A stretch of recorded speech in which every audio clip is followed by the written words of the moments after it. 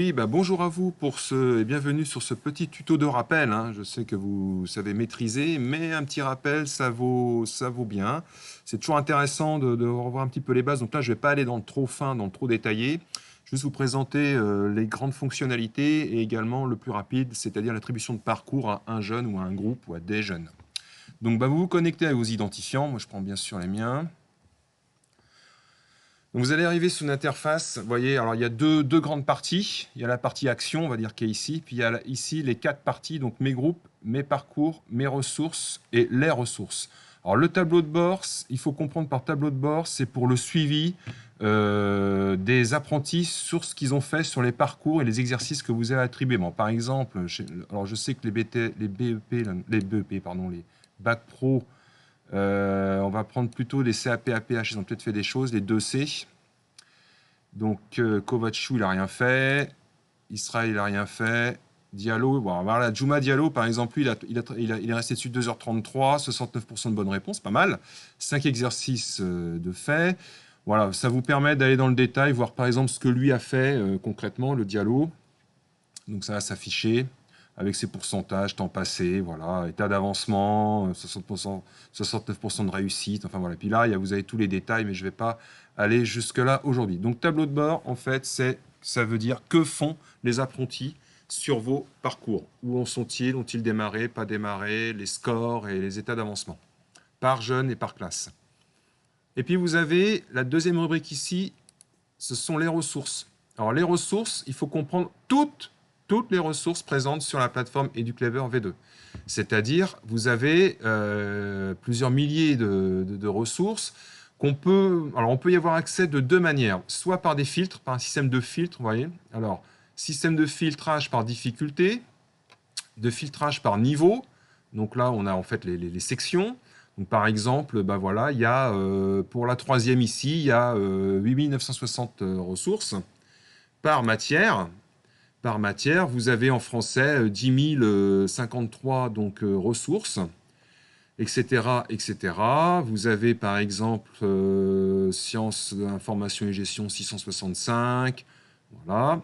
Technologie appliquée 617. Bon, vous avez compris.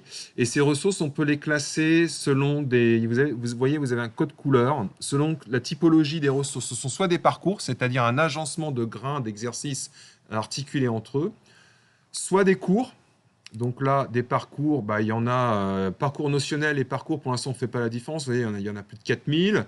Il y a des cours, donc il y a les cours, c'est quoi? C'est en fait, il faut comprendre, c'est la fiche de cours, quoi. C'est ce qu'il y a à lire ou à voir quand il y a des vidéos, ou alors vous avez des cours vidéo interactifs. Ça, je pense que ce sont plutôt les langues vivantes qui utilisent ça. Et puis vous pouvez aussi faire des recherches par typologie d'exercices, alors problèmes vidéo, exercices d'association, des glissés-déposés, des QCM, etc. Par exemple, voilà, il y a 104 glissés-déposés avec des images. Donc ça, c'est une première entrée pour chercher des ressources. Et puis vous avez une autre entrée qui est par le programme. Donc par le programme, c'est-à-dire qu'on va parler des classes. Si on prend ce qui nous concerne, par exemple les SAP et APH, donc dans le programme de SAP APH sur EduClever, donc vous avez de l'environnement professionnel, de la technologie appliquée, de la lutte des biocontaminations. Prenons par exemple technologie appliquée. Voilà, donc technologie appliquée, vous avez tous les sous-thèmes correspondant, voyez, au référentiel et les savoirs associés, là, les S2.8, S2.9.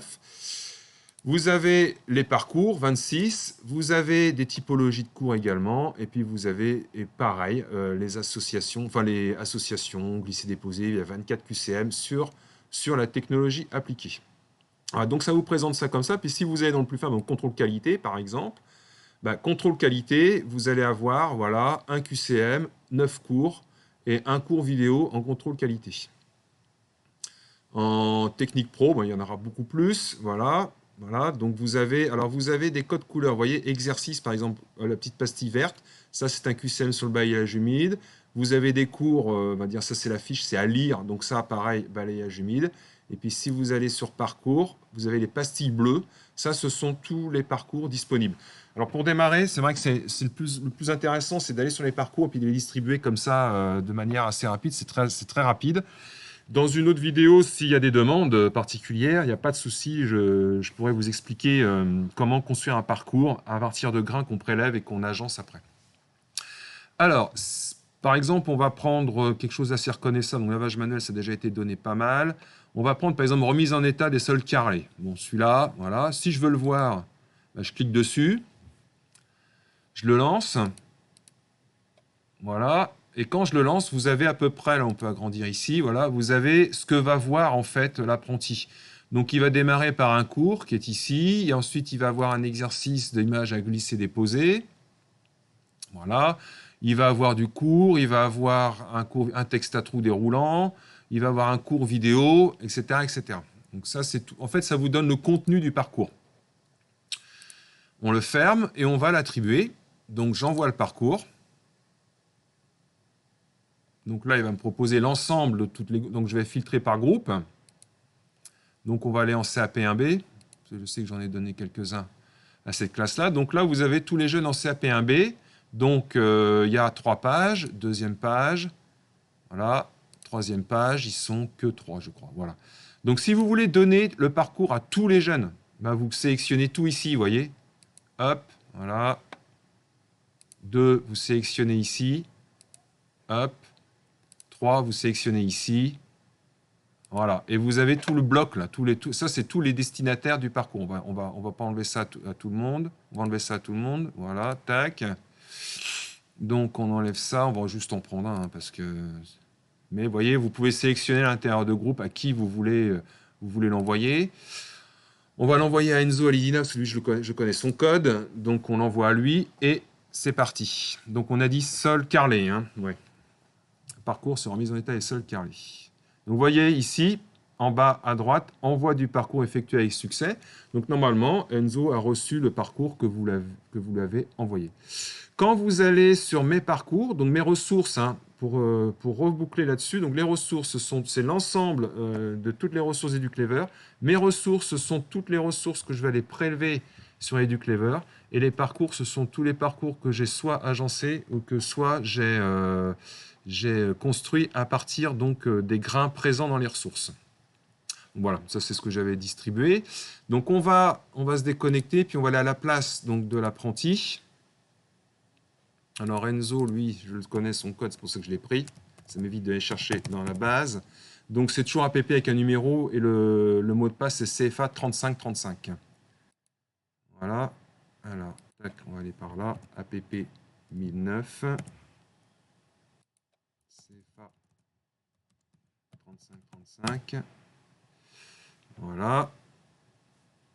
On va l'enregistrer. Voilà, bon, la petite interface. Donc Enzo, voilà. Alors là, l'apprenti, voilà ce qu'il a. Bon, il a 10 points pour cette... voilà, 5 points, niveau 5. Alors ça, je ne sais pas comment il calcule. Je pense que c'est par rapport à la quantité d'activité. Donc lui, il a ça.